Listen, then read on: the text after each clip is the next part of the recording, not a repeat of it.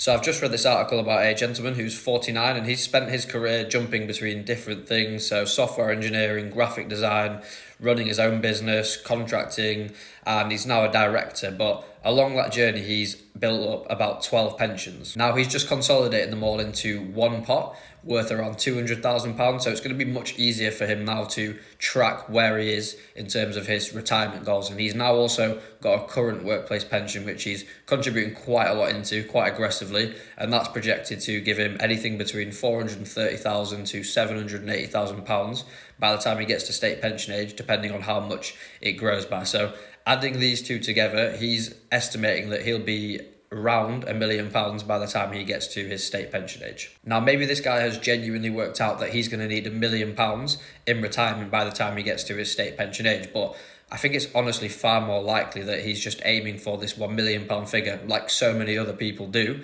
because, well, it's £1 million and it kind of sounds like you've made it money. And I see this a lot with my own clients. Oftentimes, before we've even sat down and run the numbers, they'll tell me that they want £1 million in their pension pot. And it's a very common starting point for people. But then when we actually work out what they need, when they want to retire, how much they'll want to spend, quite often we'll find out that they actually need less than that, sometimes more, but it's never actually £1 million on the dot. Now, the way to actually start figuring out what size pot you'll genuinely need in retirement, you first need to establish what type of lifestyle you want.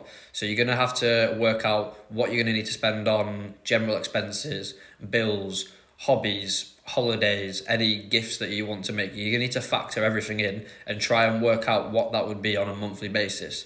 And then you can times that by 12 to get to an annual figure, and that's your annual target income. From there, you can start working backwards, so you can factor in any guaranteed income you might have, your state pension entitlement, any defined benefit pensions, and any other income that you might have. And then you'll be able to figure out what your shortfall is.